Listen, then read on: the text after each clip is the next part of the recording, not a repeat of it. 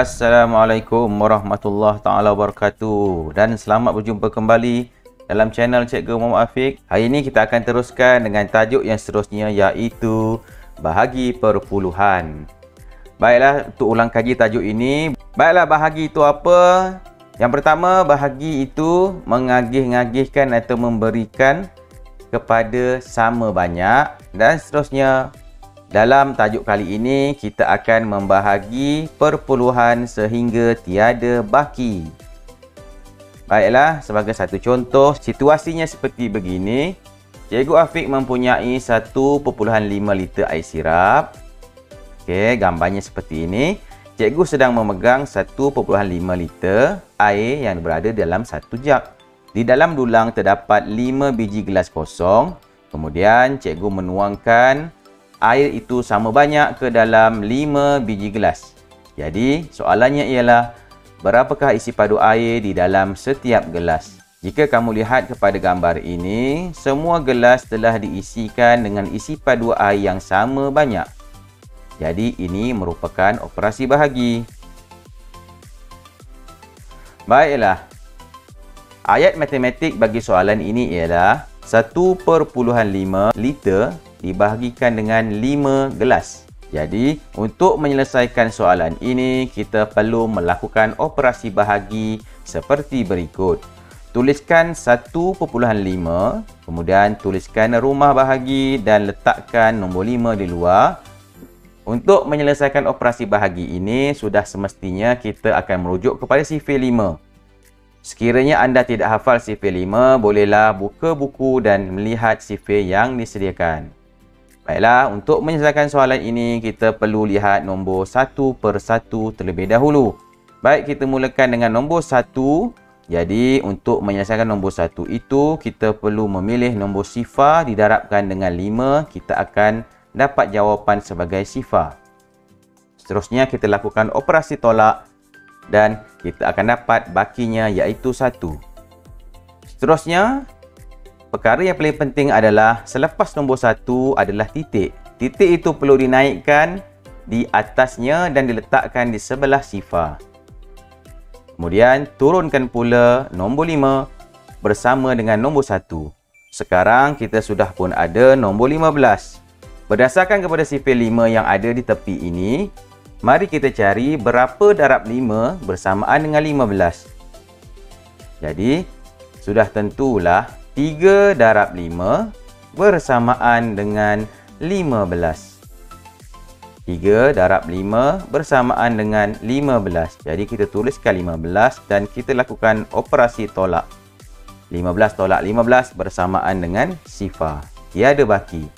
Jadi, baik, untuk soalan ini, jawapannya ialah sifar perpuluhan 3 liter. Mari kita beralih pula kepada contoh yang kedua, iaitu 2 kilo kek dipotong kepada 8 bahagian yang sama besar.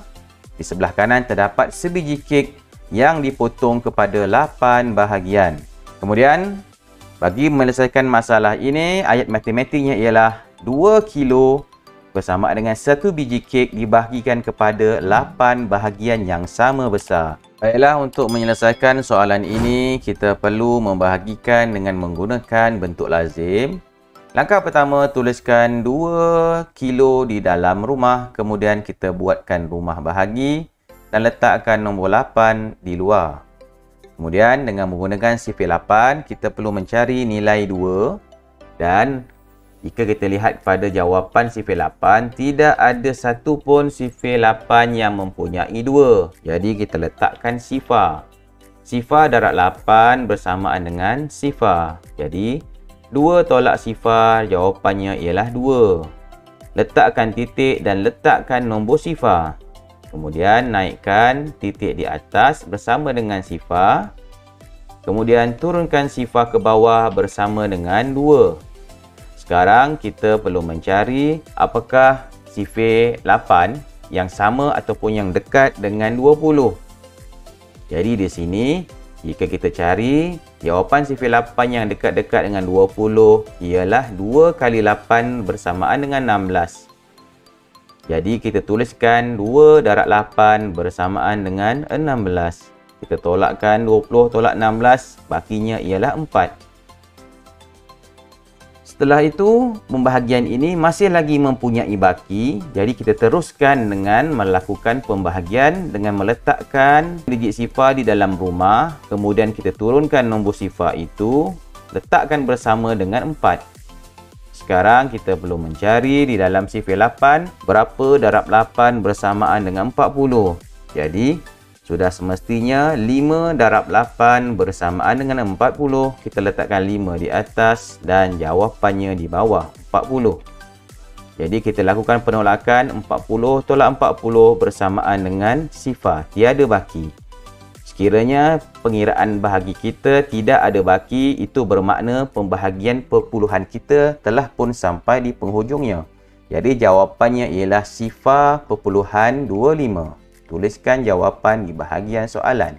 Baiklah, mari kita pergi kepada contoh yang ketiga. Contoh-contoh ini cikgu ambil dalam buku teks. Jadi, soalannya ialah 63.72 dibahagikan dengan 9. Sudah semestinya kita akan menggunakan sifar 9. Kita tuliskan 63.72. Kiskan rumah. Kiskan rumah bahagi dan 9 berada di luar. Kemudian kita mulakan dengan nombor 6. Cari di dalam sifar 9 jawapan bagi 6. Tetapi kita tidak akan temuinya kerana sifar 9 lebih besar daripada 6. Jadi kita gunakan sifar. Sifar darab 9 bersama dengan sifar. 6 tolak sifar bersamaan dengan 6. Kemudian kita turunkan nombor 3 berpasangan dengan 6 menjadi nombor 63. Carikan di dalam sifar 963 kita akan temui iaitu 7 darab 963. Jadi tolakkan 63 tolak 63, kita akan dapat jawapan tiada baki. Walaupun pengiraan kita telah sampai kepada nilai tiada baki, tetapi masih ada lagi nombor di dalam rumah. Jadi kita teruskan pengiraan kita. Seterusnya naikkan titik perpuluhan ke atas di tepi nombor 7. Kemudian turunkan 7 semula. Di dalam sifar 9 kita tidak mempunyai nombor 7. Jadi kita letakkan sifar darab 9 bersama dengan sifar. 7 tolak sifar bersamaan dengan 7. Kemudian kita turunkan nombor 2 berpasangan dengan 7. Jadi 72. Di dalam sifar 9 kita akan temui 8 darab 9 bersamaan 72. Jadi 8 darab 9, 72. 72 tolak 72, kita akan mendapati tiada baki. Setelah kita melakukan operasi pembahagian, kita dapati jawapan yang di atas ialah sifar 7.8. Jadi, adakah jawapannya tepat jika kita menuliskan sifar 7.8? Jadi, mari kita tengok kepada cara untuk menulis jawapan yang sebetulnya. Sekiranya anda memperoleh jawapan bahagi seperti ini, sebagai contoh yang pertama, sifar 7.8. Jadi, kita perlu menuliskan jawapannya sebagai 7.8 dengan cara memotongkan sifar yang berada di hadapan. Kerana sifar yang berada di hadapan itu tidak mempunyai sebarang nilai. Jadi jawapannya ialah 7.8. Seterusnya contoh yang kedua ialah sifar 5.14. Disebabkan dua digit sifar yang berada di hadapan itu tidak mempunyai nilai, maka kita abaikan sifar tersebut dan kita tuliskan jawapannya sebagai 5.14. Bagi soalan yang ketiga pula, 20.1 sifar. Jika dilihat kepada soalan ini, kita mempunyai dua digit sifar. Yang pertama berada di tengah dan yang kedua berada di hujung. Jadi, yang mana satu yang perlu kita potong? Jadi, sudah semestinya lah digit sifar yang berada di hujung sekali. Sifar ini kita akan potong dan tuliskan jawapannya sebagai 20.1. Baiklah, kita kembali semula kepada jawapan yang perlu dituliskan bagi soalan ini. Setelah kita melakukan pengiraan, kita dapati jawapannya ialah sifar 7.8.